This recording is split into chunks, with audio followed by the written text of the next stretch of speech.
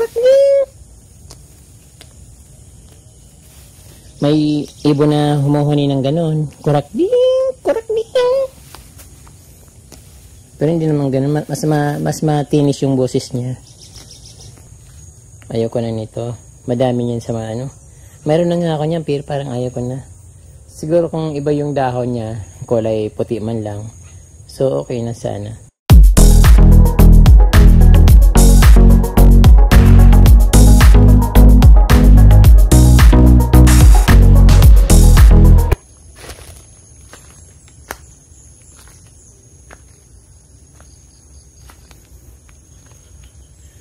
Ay, naunahan na naman ako ng kumuha ng wood mushroom.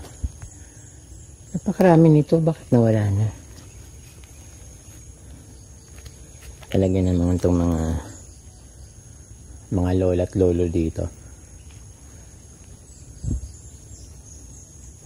Parang kailan lang pumunta dito, ang lalaki, ang dami, tapos ngayon nawala na yung pwede itong pagtiyagaan.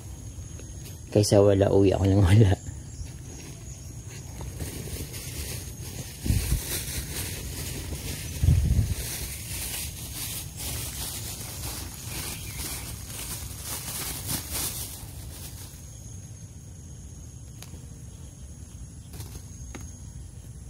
Ito yung pinakamasarap na gulay dito sa amin. Yung wood mushroom ba? Ang local term nito sa amin ay kurakding.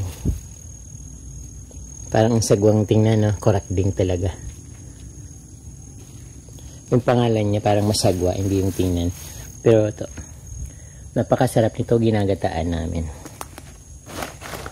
Minsan, sinasawag sa ibang gulay. Malasa kasi.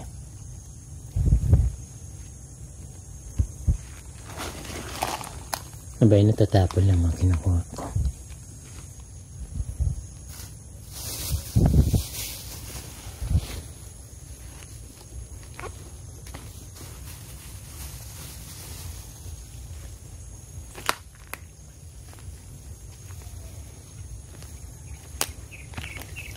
Bagong kuha.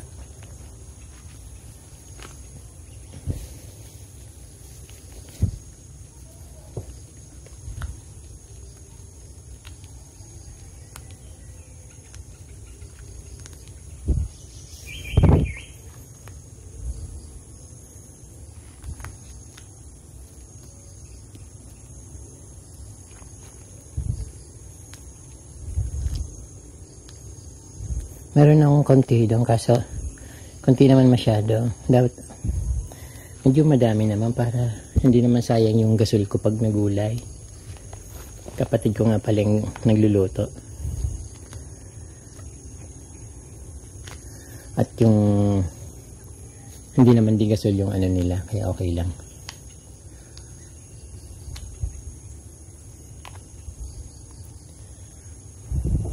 Yung iba na bulok na kasi hindi nakuha kaagad, sayang. Yung malalaki pa naman yung nabubulok.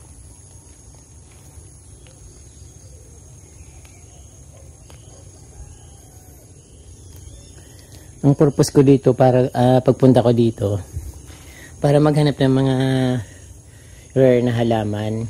Yung bang hindi pa familiar sa mga halaman. Yung hindi familiar sa mga tao yung halaman. Ilang gusto kong makita, makuha dito.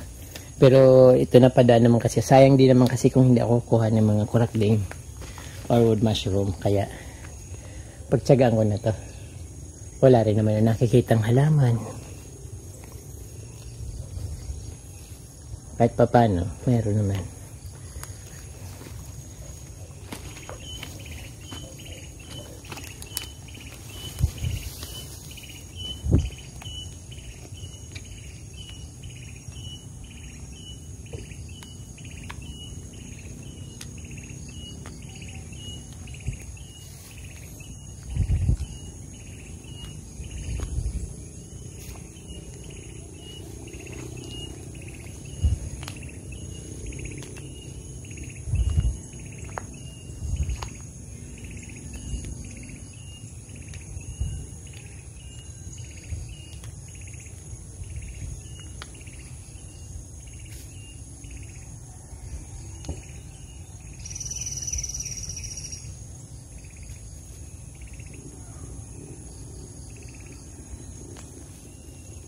No, lipat ako sa ibang lugar. Baka makakita pang mas madami. May nakita ko ditong begonia plant. Hindi ko alam kung ano nangyayari. Kumuha na nga ako ng iba pero hindi pa siya lumalaki kasi ito pa rin sila. Parang dumadami siya. Hindi ko alam talaga kung halaman yan. Kasi kumuha na ako pananim. But later on babalikan ko to kung i-check ko kung ano yung nangyari sa halaman na ito. Kasi nagtanim na ako. Makikita ko pag lumaki siya. But for now, dahil wala naman makita mga halaman, maghanap ako ng wood mushroom. Yun. Parang okay naman tong halaman kasi nagtatalbos siya. Hindi ko alam kung gumagapang eh. Oh.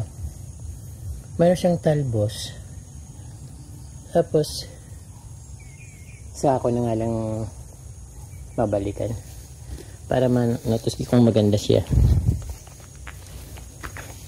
But meron na rin naman ako sa bahay.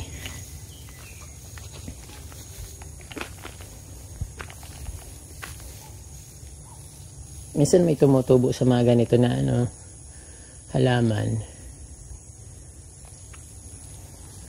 Dati kasi marami akong nakikitang mga halaman na magaganda dati. Katulad nung malaking bulaklak. Hindi yung Aphrodisia ba yun? Hindi yun. Yung tumutubo siya ng malaki. Tapos kasama ko tatay ko nung nakita ko, sabi niya, wag ako maingay. Kasi yun wag daw ako magsasalita nung nandun kami sa harap nung basta tingnan lang namin. Kasi ang paniniwala niya ay siya ng mga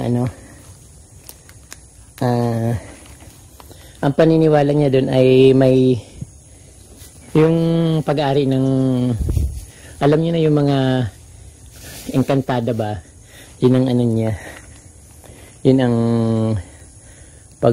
paniniwala niya. Kaya nung nandun ako, tahimik lang ako, pero nakalimutan ko na kung saan ko nakita yung basta sa gubat.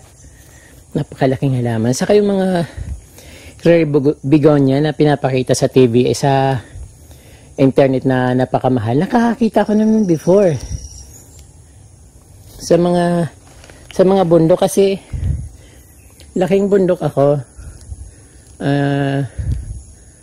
Sa na nga lang ako nagkamalay sa Manila. Pero yung mga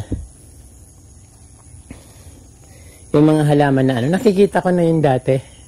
Yung mga rare na halaman na yun, mga orchids. Kaso ngayon na may na gusto ko na maghalaman, hindi ko na siya mapuntahan, hindi ko na siya makita kasi mahirap na eh.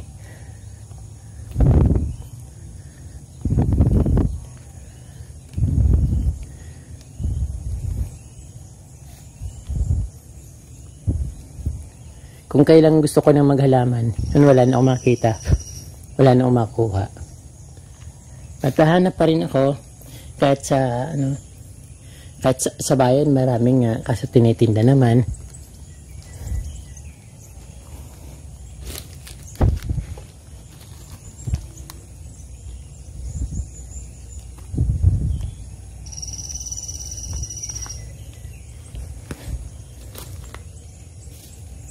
Kahapon sumama ako sa bundok para maghanap ng orchids, wala man lang nakuha. Kasi marami palang naghahanap ng orchids dito na hindi taga rito sa amin. So ngayon gusto na namin maghalaman, wala na kayo makuha. Kasi kinuha na ng mga taga ibang lugar.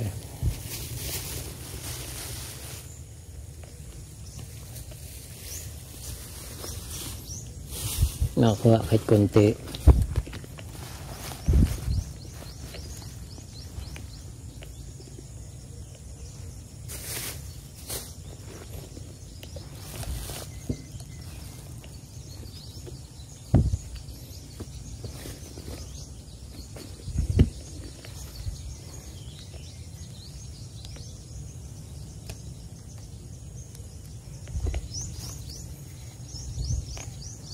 Nako, nasa lupa niya.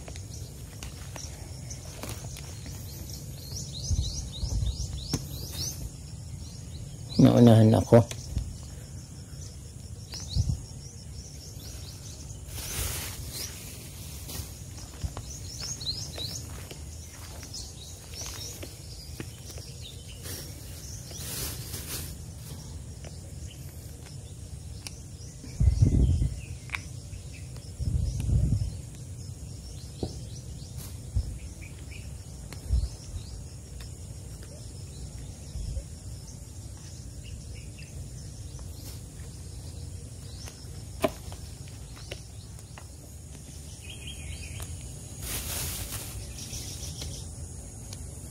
Kurak ding! Kurak ding! Kurak ding!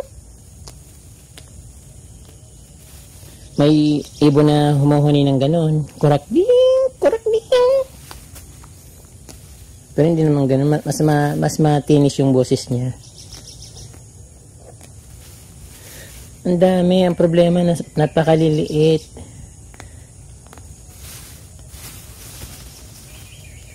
Pinipili pa to tapos tinatanggal yung mga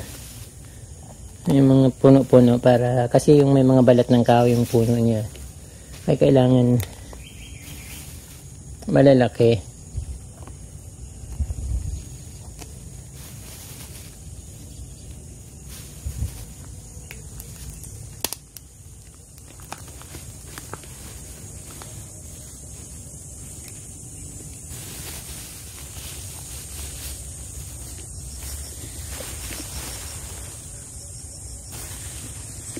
Wait guys, tingnan nyo naman yung view dito.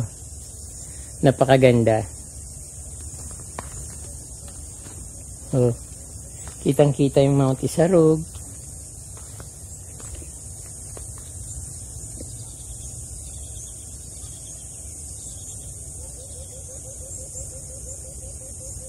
Bakit dito sa camera, ang liit lang niya. Pag nasa pag personal kong nakikita, napakalaki ng Mount Isarog. Saka maganda siyang tingnan, no? Napakalinaw.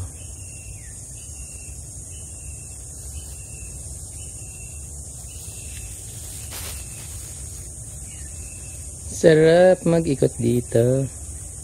Ang aga-aga pa. Ito yung dating tinanim namin na palay. So, siguro 2 months na lang, anihin na to. Wala pa siyang bunga. Pero pag nagbunga naman siya, mga 1 week, 2 weeks, humano na siya, okay na siya, tapos pahinog na. So, ganun siya kadaling magbunga, magbigay ng foods. Ang ganda, ang tataba nila.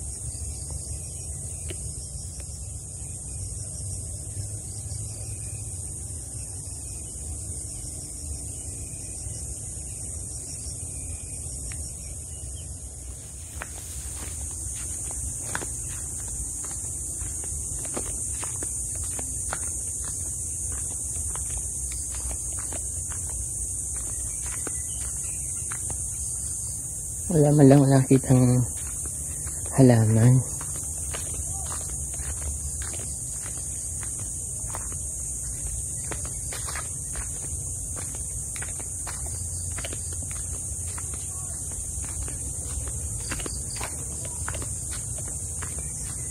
Kadalasan nakikita yun sa may mga malalaking puno, yung medyo madidilim na lugar.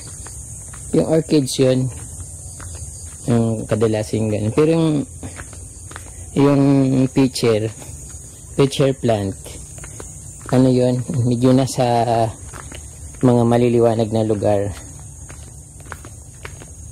na naarawan, tapos medyo mahangin at medyo madamo, hindi mga kahoy, doon siya tumutubo. So ito may halaman dito, pero very familiar naman to Ayoko na nito. Madami niyan sa mga Meron na nga ako niyan, pero parang ayoko na. Siguro kung iba yung dahon niya, kulay puti man lang, so okay na sana. Pero very familiar naman siya. Parang hindi na okay. Gaano to?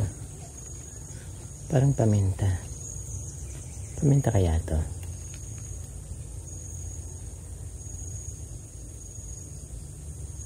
Hindi. Parang lason.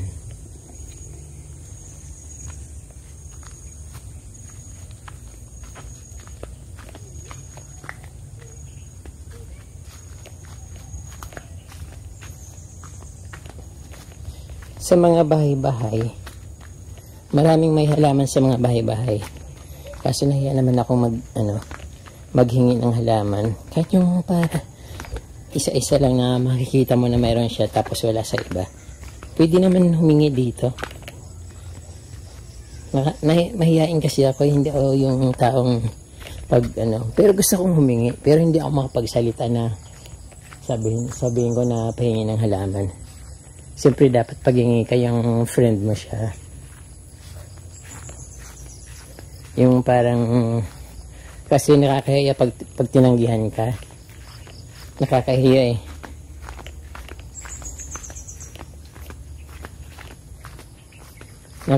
Seryoso naman.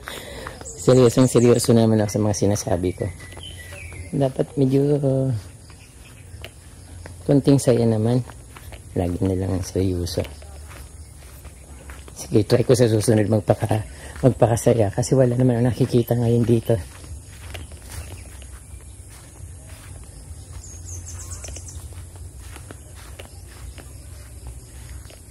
Dito na, malapit na naman sa bahay. Wala naman nang nakita kahit isa. Pauwi na naman ako.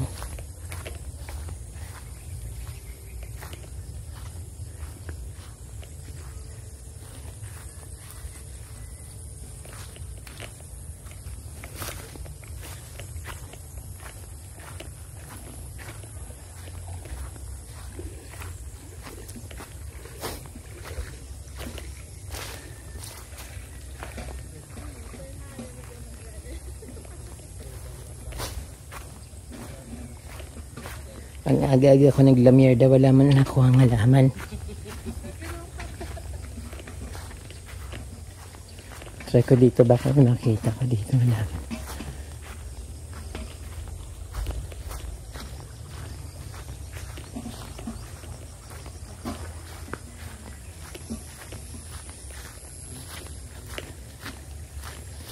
Ayun, nandito na naman ako.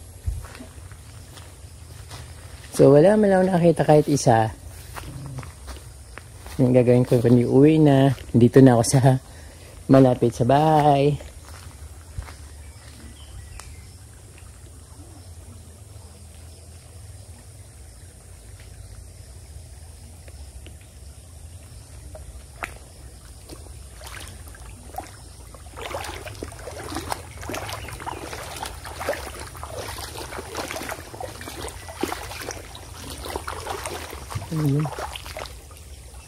Takot.